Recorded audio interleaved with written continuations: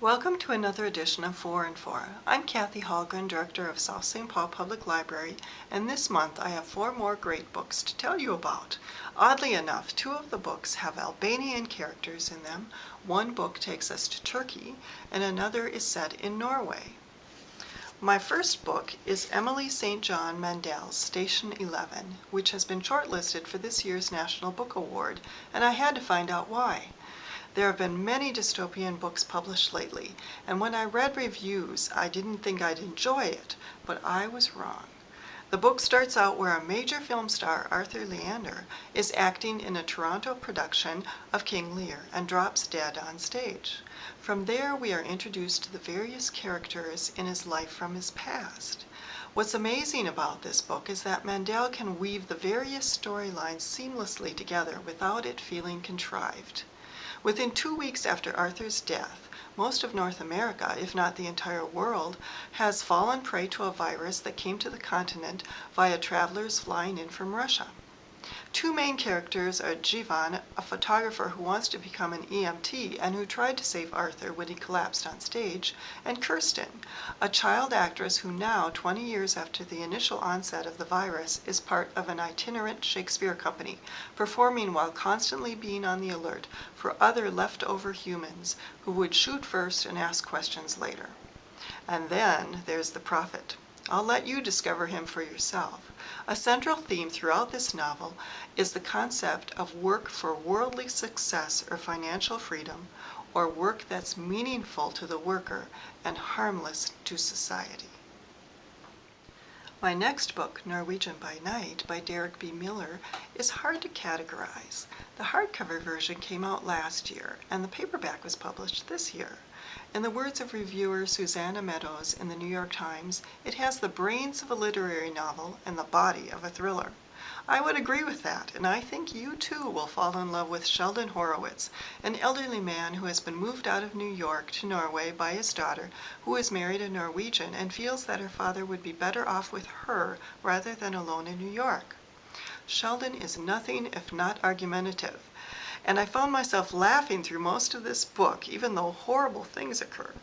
Sheldon's like the crazy uncle you wish you had.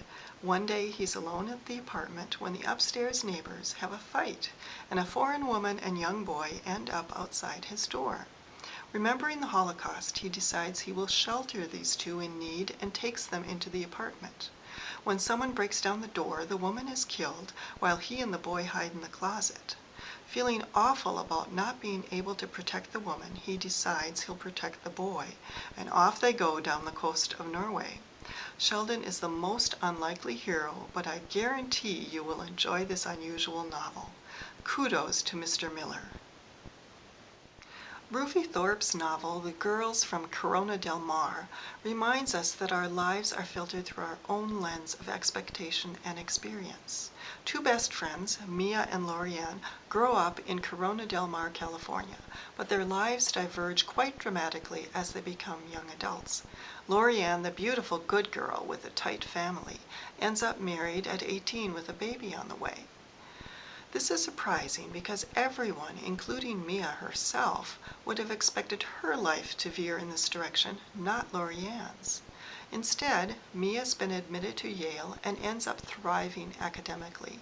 The novel follows the 2 girls over to Turkey where Mia is studying, and at the end of the book, I'm still not sure what I believe about these 2, but I couldn't stop reading.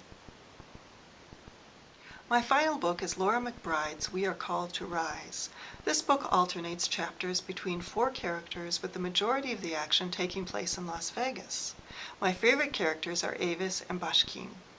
Middle-aged Avis got thrown a curveball when she thought she might spice up her married life. In a drawer on top of her special lingerie is a gun. And just as she discovers this, her husband tells her he's been seeing someone else. Kind of ruined the moment.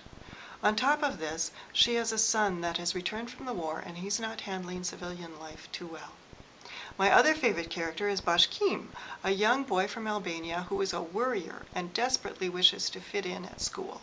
Unfortunately, his immigrant parents make that a bit difficult, but he does his best, writing letters to a 3rd main character, Louise, a wounded soldier recuperating in D.C. The quartet is rounded out with Roberta, a volunteer children's advocate. The author has done a great job in making every character believable as he or she toils to rise above their circumstances. The title comes from the lines of an Emily Dickinson poem. We never know how high we are till we are called to rise, and then, if we are true to plan, our statures touch the skies. That's all for this edition of 4 and 4. See you in the new year with 4 more titles in 4 minutes.